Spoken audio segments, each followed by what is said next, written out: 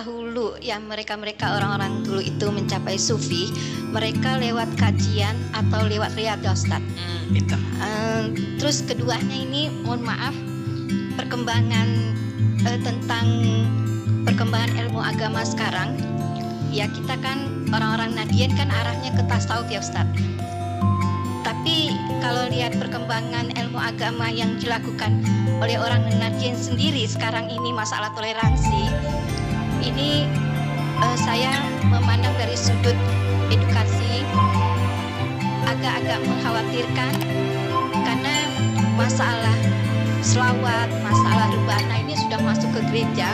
Yang paling mengerikan waktu azan itu di dalam gereja, ini video yang berkembang ya, di dalam gereja itu ada yang azan tapi semuanya ada yang pakai jilbab, ada yang enggak. Itu enggak ada yang sholat, mereka hanya nunggu khutbah. Ini apa perkembangannya Syiah atau orang-orang Nahdiyin ini? Apa Ustaz, anak nggak paham. Mohon maaf, itu pertanyaan yang kedua. Mohon maaf Ustaz. Ya. Yang penting sebenarnya yang pertama, yang kedua itu urusan opini-opini yang sedang dibuat untuk menghancurkan NU. Saya mohon maaf Ibu, saya bukan orang NU. Ya. Oke, tolong diluruskan. Tapi saya mencintai NU karena saya punya guru banyak orang NU. Dan nama saya diambil dari pendiri NU. Ayah saya cerita, namamu dari Hadratus Syekh Hasyim Asy'ari. Dan sanad keilmuan hadis saya beberapa ada yang dari jalur NU, ada yang jalur yang lain. Ya. NU emang ada agenda untuk menghancurkannya. Kenapa? NU dan Muhammadiyah itu dua sayap Indonesia. Satu patah Pak, tunggu. Negeri kita konflik terus. Maka dihancurkan mulai dari luar atau dalam. Dari dalam ya dimunculkan pemahaman yang nggak benar, dari luar diserang seperti tadi. Masih ingat kemarin tahun-tahun lalu karena ada persoalan politik, kemudian orang NU diidentikan dengan Islam Nusantara, ya kan? Akhirnya orang benci sama NU, Pak. NU Nusantara. Emang masalah Islam Nusantara? Tergantung definisinya. Jika definisinya Islam yang dibuat oleh orang Nusantara, yaitu bid'ah. Tapi kalau Islam di Nusantara, maka itu guru saya Kiai Ali Mustafa Yakub juga nggak masalah ya. Tergantung definisi. Kita tanya ke orang NU, definisi ente apa? Ternyata Islam Nusantara itu definisi pembuat istilah itu. Kiai Ma'ruf Amin, ya. Apa katanya? Islam Nusantara menurut kami, menurut beliau, itu Islam yang berakidah Ahlussunnah Asy'ariyah, bermazhab fikih yang 4, lalu bertasawuf. Loh, sama kayak Al-Azhar dong, namanya beda. Gitu. Tapi karena agenda politik yang menghancurkan NU dari luar dan di dalam, banyak wali-wali yang mastur di Banten, di Cirebon, di Betawi, banyak Pak, dan mereka mendoakan NU, Nahdlatul Ulama. Ya. Apakah yang lebih dahulu? Manakah yang lebih dahulu untuk mencapai ma'rifat sufi itu? Apakah riyadhah dulu atau apa tadi? Riyadhah atau ma'rifat gitu ya?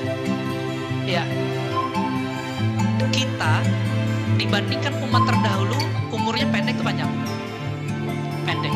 Umat terdahulu ada yang ibadah 500 tahun, itu masuk surga kata Allah dengan rahmatku. Dia merasa dengan amalku. Ditolak oleh Allah. Mau dimasukin ke neraka, dia minta ya Allah, ya udah masukin saya dengan rahmat. Ada orang nggak punya amalan, maksiat semua, jadi lembaran hisabnya itu maksiat semua. Udah mau digiring oleh malaikat neraka, tiba-tiba Allah bertitah, buka dadanya, ternyata ma'rifatullah ada dalam kalbunya. Allah, la ilaha illallah. Di riwayat Imam At-Tirmizi, la ilaha illallah di kalbunya. Di riwayat Imam Al-Baihaqi, Allah. Digabung duanya Pak, isinya ma'rifatullah, mengenal Allah. Di akhir zaman ini kita kuat gak ibadah seperti Sunan Kalijogo, Syekh Abdul Qadir Jilani? Kuat gak? Syekh Abdul Qadir Jilani itu lebih dari 25 tahun, sama dengan Abu Hanifah, Abul Hasan Asy'ari, pendiri akidah Asy'ariyah itu 20 tahunan lebih mereka wudhu subuhnya pakai wudhu isya. Gimana caranya? Gak batal Pak dan gak tidur. Kuat gak? Ibnu Arabi dikafirkan orang Pak. Orang yang dikafirkan gak nyampe 7 hari mati. Datang dia ke sana, dia takziah, dia bacakan la ilaha illallah 70.000 kali, dia hadiahkan untuk orang yang mengkafirkan dia. Sanggup nggak? Kita disentil dikit marah-marah, ya? Bener nggak? Kita kritik imamnya dia marah-marah, nggak sanggup kita. Maka di akhir zaman ini dibaliklah, ada ijtihad baru. Thariqat itu jangan klasik lagi, jangan kaku lagi. Mulai dari ma'rifatullah, baru turun ke ilmu hakikat, baru turun ke ilmu thariqat, baru turun ke ilmu syariat. Tetap kita jalanin syariat, kita berthariqat, kita belajar ilmu hakikat. Tapi yang kita mulai belajarnya apa? Ma'rifatullah. Kenali dulu yang disembah, baru sembah dia. Ilmunya kan sudah ditulis oleh mereka yang dulu ibadah puluhan tahun, ditulis Pak di kitabnya dan diijazahkan ke murid-muridnya. Itu tinggal kita kaji. Bahkan tersimpan dalam kalbu para ulama-ulama wali-wali Allah hari ini. Nah, kita ambil ilmu mereka dari kalbu mereka, dari kitab mereka, baru kita beramal. Nanti hasilnya gimana Pak? 2 rakaat orang bermakrifat itu lebih afdal daripada 1000 rakaat orang jahil. Tapi ahli ibadah, kan begitu di hadisnya.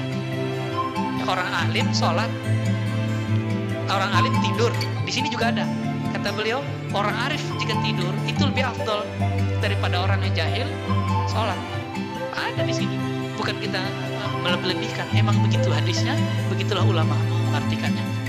Jadi, Bapak Ibu yang makan Allah, di zaman ini kita emang nggak kuat. Bapak nggak usah ikut tarekat yang aneh-aneh. Ya, nanti saya tunjukin tarekat apa yang Bapak pelajari nanti. Thariqat yang isinya ma'rifatullah lalu beramal. Ma'rifatullah beramal. Gak boleh pisah ini. Ya, tapi ma'rifat itu adalah afdalul amal, amal qalbu. Saya tutup dengan hadis Nabi. Nabi ditanya, "Wahai Rasulullah, apakah amal paling afdal?" Kata beliau, "Al-imanu billah." Iman kepada Allah. Iman di mana? Di qalbu atau di badan? Di qalbu. Maka Imam Bukhari, Imam Ibnu Hajar mengatakan, amalan paling afdal adalah amalan qalbu. Apa itu? Mengenal Allah, yakin kepada Allah. 2 itu aja Pak. Mengenal Allah, buahnya yakin kepada Allah. Nah, kalau Ibnu Qayyim dia balik. Zikir itu bahtera mengantarkan orang kepada ma'rifat. Nah, ini thariqat orang lama. Mereka ibadah bertahun-tahun supaya nambah ma'rifat. Sekarang dibalik Pak, diruksah oleh ulama-ulama akhir zaman yang mereka telah mewarisi ilmu-ilmu. Kan kita ini kayak apa ya? Hulu muara. Ini sekarang udah di muara Pak. Saringannya ada sama kita. Tinggal kita saring, ambil mana yang sesuai dengan zaman ini. Yang penting kita bisa mengenal Allah, bermakrifat kepada Allah, mengenal hakikat keyakinan sejati, berthariqat berjalan menuju Allah, dan mengamalkan syariat yang zahir dari Rasulullah SAW. Itulah kesimpulannya. Tuh ada tambahannya Pak. Ya udah nggak apa-apa Pak. Maaf Ustaz, tadi dikatakan kan ada sholatlah kamu dengan bermarifat.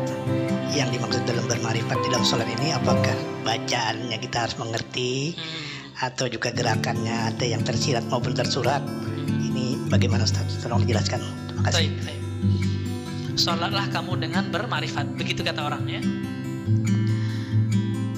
Kalau kata Nabi nggak begitu Pak. Shollu kama ra'aitumuni usolli. Sholatlah kamu seperti kamu melihat aku sholat.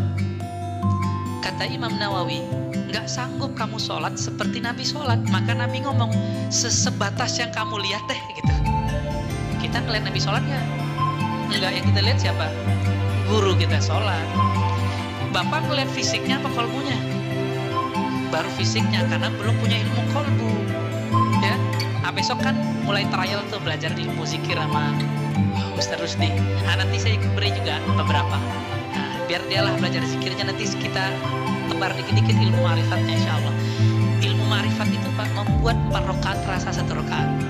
Ciri-cirinya membuat Bapak rindu duduk di masjid ini. Itu ma'rifat, karena ma'rifat itu fiha ladzah, di dalamnya ada lezat, seperti orang yang jatuh cinta pengen ketemu terus. Itu dia ma'rifat. Nah, kalau Bapak sudah dapat tuh ilmu, nanti kita kecanduan. Jadi apa istilahnya, kayak addiction tapi positif gitu. Kecanduan agama, kecanduan ibadah nikmat. Nanti kata Nabi apa? Walaupun hadisnya dhaif tapi dia naik menjadi hasan li ghairi. Uzkurullah hatta yaqulu, ya, hatta yaqulul munafiqun muraun. Berzikirlah kamu sebanyak-banyaknya sehingga orang munafik mengatakan kamu ente gila. Orang jam segitu kerja ente malah zikir, gitu dia ya. Coba aja sendiri Pak, kita makanya lebih afdol ngaji. Bapak kalau ngaji pada subuh tahu-tahu udah syuruh, ya kan? Tapi Bapak coba sendiri duduk, baru 15 menit nyot di kaki. Tapi aneh, kok kalau ngaji nggak kesemutan Pak kakinya, benar kan? Karena kita tak sadar gerak begitu aja, asik di kepala menerima, di kolbu itu dia menyerap, di rohani dia kirap, karena dia mendekat kepada sang yang sang kekasih hakiki. Nah, saya kalau sih membahas itu bisa main-main Pak, nanti aja. Ya. Semoga Allah nanti membimbing kita bahkan mulai dari malam ini untuk mencapai pengenalan yang hakiki kepadanya. Amin ya rabbal alamin. Dan kita meninggal menjadi orang yang benar-benar mengenalnya. Itulah makna dari haqqa tuqatih. Engkau benar-benar mengenal Allah Subhanahu wa ta'ala. Subhanakallahumma wa bihamdika asyhadu an la ilaha illa anta astaghfiruka wa atubu ilaik. Wa sallallahu ala sayyidina Muhammad walhamdulillahi rabbil alamin.